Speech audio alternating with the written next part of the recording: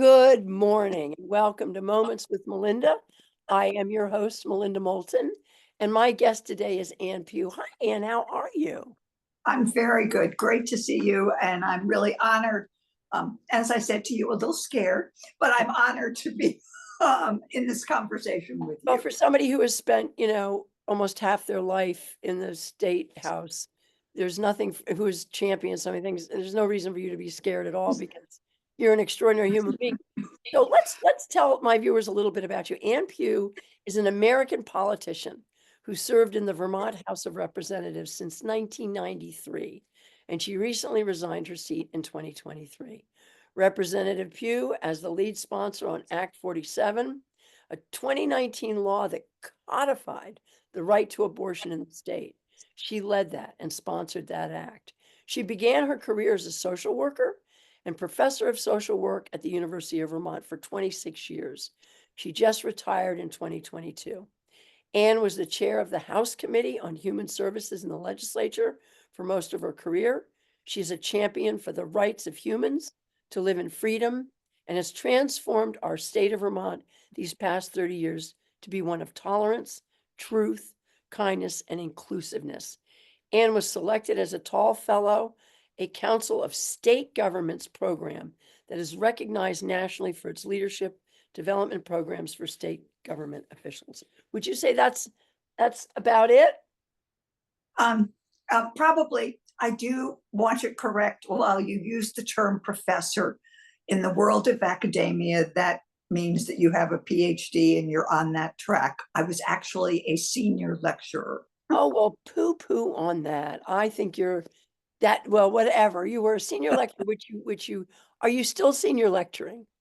I am. Well, Okay, I'm senior lecturer emeriti because I basically retired, although I'm still have 14 graduate students who are doing social work internships who I am their connection to the university, and I see them, and it keeps my fingers in social work. And so you're their mentor, and that's beautiful. Good for Thank you. So I want to thank you for being on my show. I've wanted to talk to you for a long, long time, and we got together at lunch and just had such a lovely time. And so I really thank you for this. And I wanted to interview you for a variety of reasons as a leader of women's rights in the state. Um, and for 30 years, you've served our state. So let's start at the beginning. Talk to us about growing up in Rye, New York, in your childhood. Um, I grew up in Rye, New York. My parents were older. I was a surprise. Or actually, my sister, who was 7 years older, was perhaps the oh my heavens surprise, because there was 12 years between she and her older sister, and then 4 years between my brother. So my brother was through college and I think in law school when I was born. I was 2.5 when he was married. So I walked down the aisle with him. So it was on some level, while I had 3 siblings for most of my growing up, I grew up as an only child. Rye, New York is a upper middle class community outside of New York City. So I have to say that I grew up with lots of opportunity. That didn't stop me, I think, from my roots of social work, working in as a what we called then a chambermaid, and working at a gas station, and for some of my jobs before I went to college at Union College in Schenectady, New York, where I was part of the charter class of women. So there were 105 of us. But as we connect, I mean, you and I are of an era where when I was in high school, if young women found themselves pregnant, they left school. And they either had their child and kept it, had their child and gave the child up for adoption, or had an abortion, perhaps before it was legal, but we didn't talk about it. Legally, they had the abortion illegally, and it was very Yeah, dangerous. And by the way, the boys never were brought into the equation. no, They stayed in no. school. My best But friend didn't leave school. Yeah, I remember that. I mean, so but that was sort of not actually, interestingly, not a major part of my life. And I mean, I went to basically an all-male school, went to social work school out in St. Louis, Missouri, and found myself in Vermont for my first job. And it was, I want to say then, one of the first organizations that I got connected with was the Women's Health Center. And I joined their board after they'd been active. I mean, I was not part of the starting it or anything like that, but when they had moved their office to North Avenue, right across from the Catholic diocese. And so I was involved with the organization then, and when they're providing reproductive health care, and abortions was a huge deal, very controversial, and picketing all the time. And so I want to say, on some level, that is where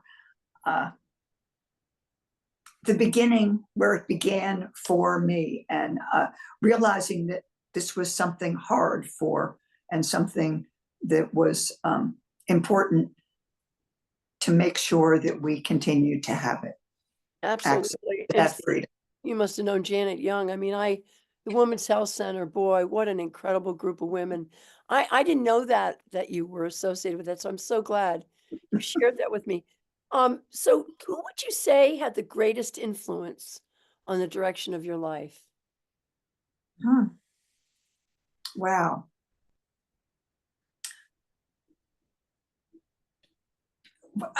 It's actually, I'm going to say, on some level, 3 women. One of whom, I'm sorry to say, I don't remember her name, but it was the career counselor or whatever, who was at Union College when, as a senior, I'm going, I have no idea what I want to do, and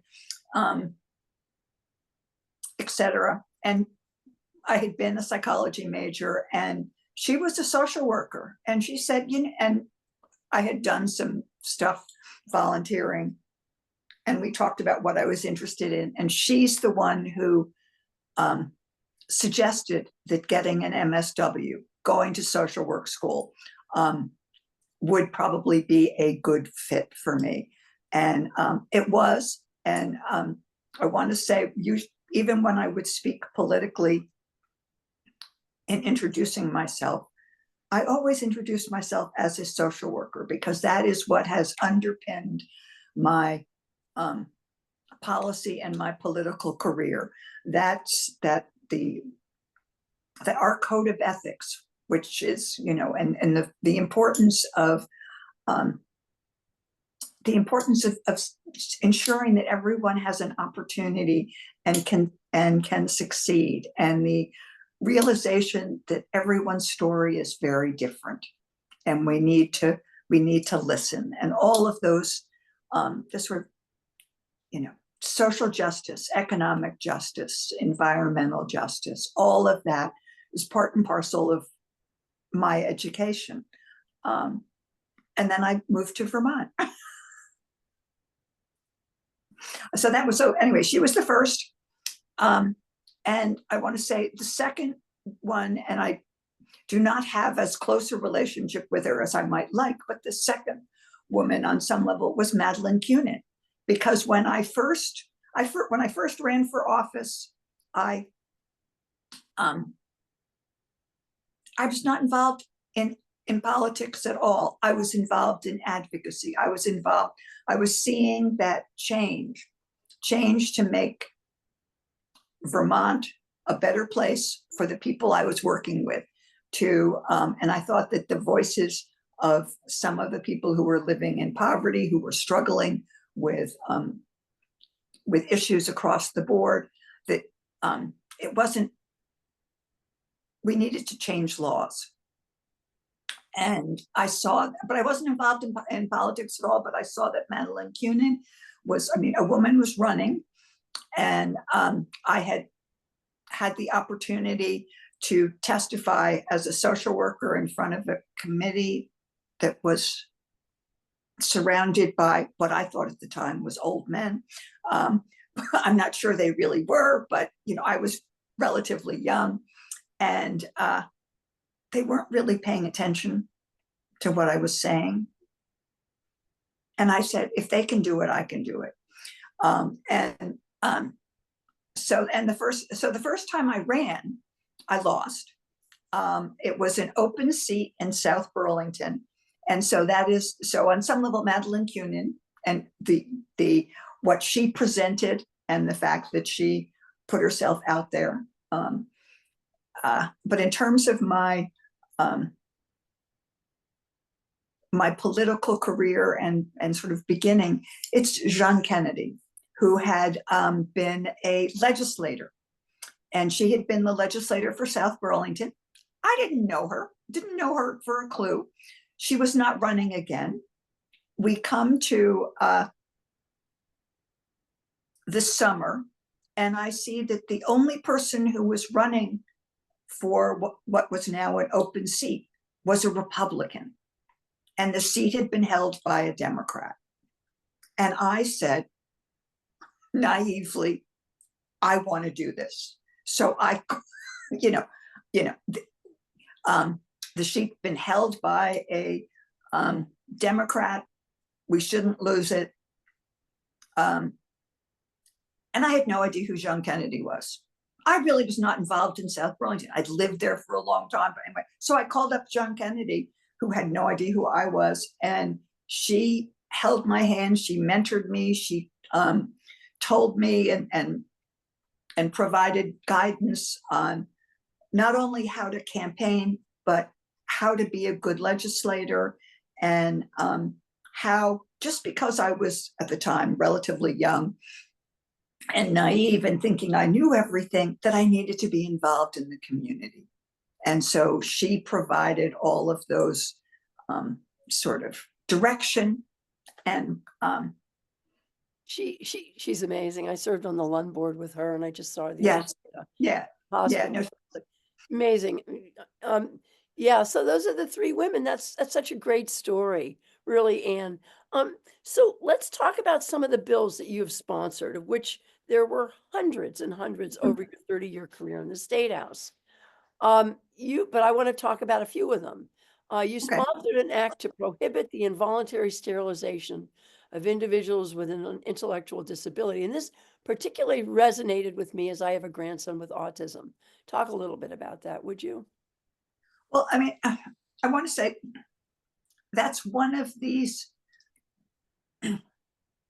policy things that right now I think we would think are amazing, and who would ever think about it? And I think I think there's a political party that might think about it. Okay, Yeah. you're right. Yeah, but to me, it was absolutely unconscionable. And for Vermont had closed the Brandon Training School. We weren't doing it, but it was on the books. And it was like, okay, this is something that there's no evidence that it's necessary. There's no evidence that people with intellectual disabilities cannot have full lives. And people have choices, and people's autonomy needs to be respected. And this was a place. Yeah. I mean, thank you for that. I know that it's not in practice, but it was something on the books. There's a lot of really weird stuff that's on the books, and thank you for getting that one off the books. Now, you also sponsored an act relating to possession of firearms by persons subject to final relief from abuse order, which just to me makes so much sense. If somebody's abusing somebody, they probably shouldn't have a firearm. Talk to us a little bit about that. Well, I want to say, I was not the lead sponsor. Others in the legislature have taken much greater roles in ensuring that legislation passes. As Maxine Grad, as one. I want to say it's common sense. I mean, it is. We need to protect and putting those limitations, putting those guardrails, to me was common sense and needed to happen. Are you surprised that our Republican Congress doesn't support that? I am disappointed. Yeah, okay. I am really disappointed. It's really a war on women. I mean, I'm sorry, but all these positions that they have, it's just one thing after another. It is, and perhaps I should stop talking and let you ask questions. Oh, no. But when we think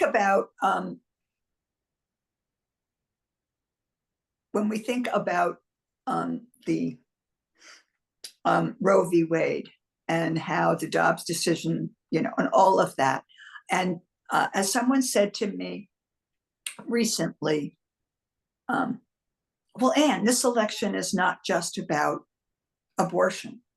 I go, you're right.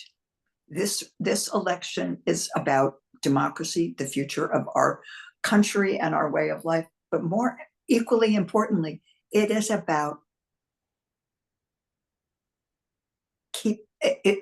ensuring that women and all, women in particular, people who are in minorities, get to live and be and have the freedom to live, act, interact with, have the families that they want. And that is what we are seeing now. Is it wasn't just to limit the freedom of people making their own healthcare decisions, but it was to bring it back to what some people call the good old days, which is when women had no rights or no decision making, when minorities did not. I mean, it was not the good old days. Truly. So also there was an act that you were involved in. I don't know if you sponsored, I thought you had, but an act creating a public school bill in the public schools of rights for transgender and gender nonconforming students. It was so brave and necessary. Thank you. To me, I want to say again, it is. It was for me personally. It is not a no-brainer. People, students need full. People who are transgender. It's new to many of us. It is a concept that for many people is new and they don't understand. That doesn't mean that those individuals do not need protection, do not need the same freedom and rights to live without fear and to be in school and be able to use the bathroom they want that is consistent with how they identify and things like that. Well, thank you for that. You also, and the reason why I'm going through this, because I want my viewers to understand the incredible impact that you and your fellow representatives had in the State House, but particularly you for your 30 years of service. You also sponsored the bill to raise the Vermont minimum wage to $15. And as we have put in legislation like that on a regular basis, and some might say at this point, $15 doesn't make it. However, when you think of what the minimum wage is, that is the floor, and people need to be able to have a roof over their head, to feed themselves, to go to the doctor when they need to, all those things like that. And well, thank you for that. I mean, I think the national minimum wage is what, $7.50 or something? I well, mean, right. And then when you think about people in the service industry, waiters and waitresses, and their minimum wage is even lower. And Well, also, you led the joint resolution condemning the storming of the US Capitol on January 6th as an attack on democracy. You led that joint resolution, and I want to thank you for that. I think Vermont was one of the first states to do that. And you've also been a champion of death with dignity. I personally think that should be, that you should be allowed to do more than what you're allowed to do. But boy, that was a tough one to get through, and you were a champion of that. well, thank you. And I have to say with that took probably 10 years. That was like a 10-year piece in the legislature. And I want to highlight the members of Human Services. One of the things that as a chair, I was very fortunate and very lucky to have is I had wonderful committee members and who were bright and engaged and who were leaders in their own right. And some of us stayed together for quite a long time. And the folks who worked on Death with Dignity, who started 4 years ago, like Sandy Haas and Bill Lippert and Mike Fisher and Bill Frank. Those individuals worked summers to figure things out. And then at the same time, what our committee did was look at the larger issue of how of the choices people make as they near the end of their life. So we wrote things around palliative care to ensure that whether they were the people got the care that they wanted and needed to keep them comfortable. And so we worked on that. We worked on decision making in terms of advanced directives, all in preparation for, or all also in concert with Death with Dignity. But that was, I want to say, that was a committee. That was, I was blessed with having an incredible committee who took the lead. We worked well. And I hung out with the Waterses, Dick. Yeah. And Ginny Waters, and also Madeline, leader in that. And we spent a lot of time down at that state house. Yes, you did. Getting yelled at and ostracized. So thank you for that. So to my viewers, I mean, this is just a snapshot of the impact that you made during your 30 years in the State House. But the issue that I believe you hold dear to your heart is your work enshrining reproductive liberty into Vermont's Constitution. Yeah. That is probably the highlight of my career. It is why I stayed the last 2 years in the legislature. In my head and if I have any control over my life, I was like, okay, I'm not going to run again. It is time for the next generation. I was beginning to see issues that I had worked on that were cutting edge when we passed them were no longer cutting edge, and they needed to be changed, or updated. And I'm like, okay, now it's time for someone else to come in and do that. But my last 2 years, I ran, and I ran because I wanted to see, as you well know, enshrining it in the Constitution is at minimum a 4-year process, two different legislative bienniums. And so that's what I wanted to do. And people like you, people who have been working on this for eons and who provided all of the energy and the support while we were doing this was incredible. And as you well know, when it passed, when people voted for it, when we brought it to the voters, every single solitary town it passed. It passed in every single solitary town.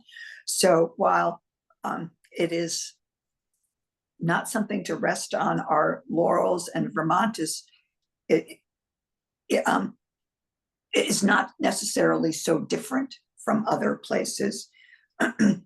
This is a place where the fact that we can be very proud. I think that the majority in every single solitary town believe in women's autonomy, individuals' freedom to make their own reproductive decisions. And they say that 70% of our country believes that, and I do believe the Reproductive Liberty Amendment passed in Vermont by almost 70%. So Yeah, we're, yeah. the country feels this way too. I believe that I first got to know you sitting at the head of a committee table. You were sitting at the head of the committee table when I testified in support of Bill 57, which would protect, this is before the reproductive liberty, which would protect reproductive rights and abortion here in Vermont. You've spent half of your life, almost half of it, sitting at the head of committee tables, ushering in progressive and valuable, important bills through the State House. Are you missing this work? I would be lying if I said I didn't miss being at the table, if I didn't miss sometimes being at the head of the table. At the same time, I am enjoying getting to know the rest of Vermont, the rest of what Vermont has to offer, and being able to go out and take a walk whenever I want to, or things like that. And I think what I'm learning that when you're not there, to rely solely on the news or other things, you don't get the full picture of what gets done. And so part of the, I want to say part of what I find myself doing, because people will ask me, is talking about it, talking about how we have to talk with each other and how we have to respect each other, whether we agree. As a perhaps elder statesman, am I pleased when someone gives me a call and they want some advice, or they want to run something by me? So but really what I want to do now is teach or show people how to be involved, and the importance of connecting with their local legislators, because in Vermont we can make things happen, and we have made things better for Vermonters so that they can live life to the fullest that they can, and have the most choices that they can. Beautifully said. So, Anne, where do you see the future of our country in the next 10 years?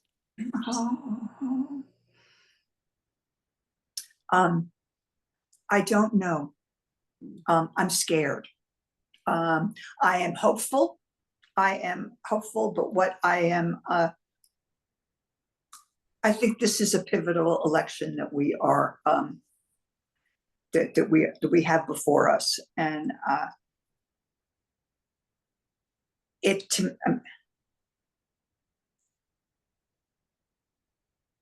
maybe because I'm living it right now, it to me feels like one of the most important presidential elections that I've ever voted in. And I voted in all of them since I was able to vote, because we need to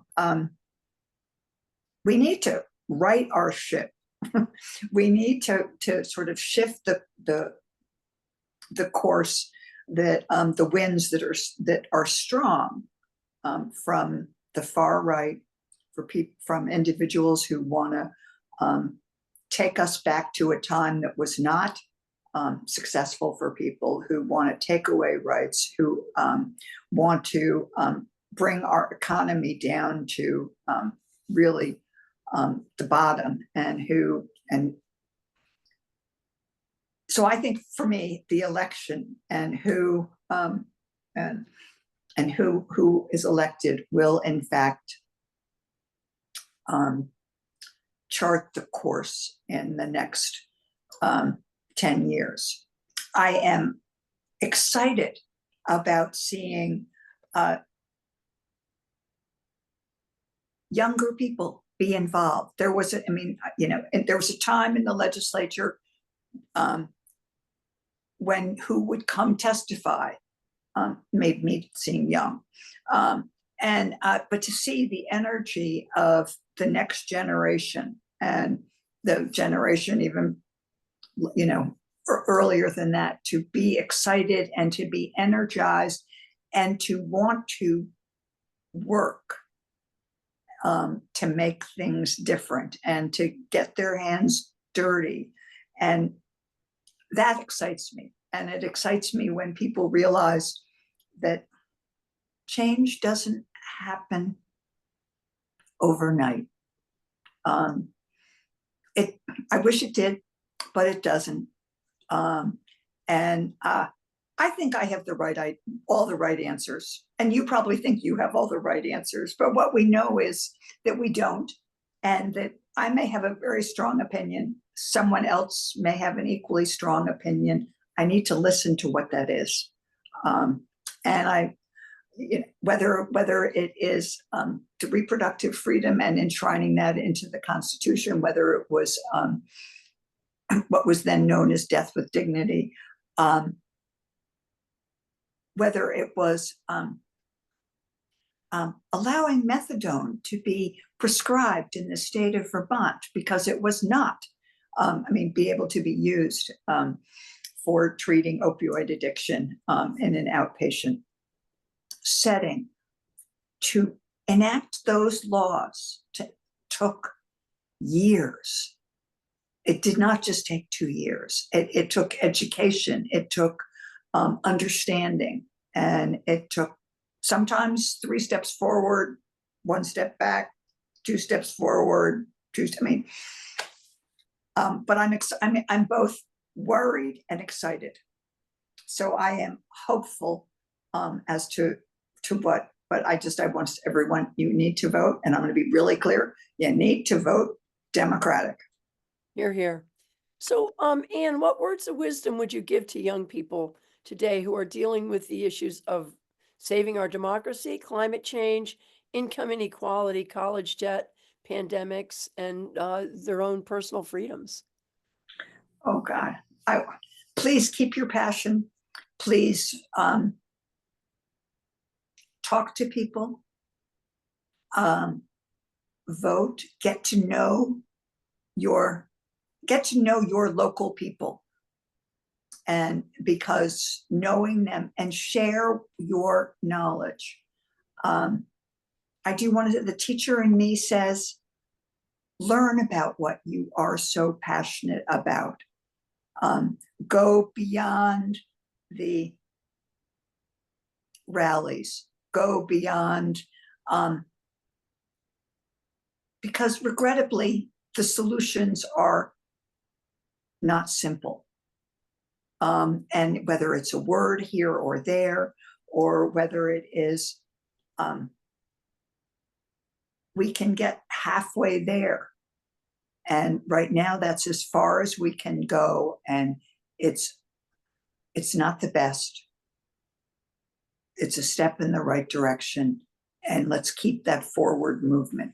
So some of those things, to listen, to be involved and talk, and don't give up hope, and see what in fact has happened. But also to listen and read. Hear, hear.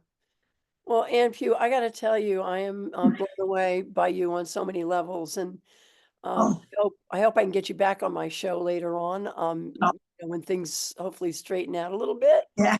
But thank you for your Well, thank you. half a lifetime of service to the state of Vermont, to my viewers. You look out there to a lot of the great things that have happened in the last 30 years to bring Vermont up to where it is as a progressive and kind and loving state who cares about humanity. Ann Pugh is one of the people that we can thank for that. So Ann, thank you for your service.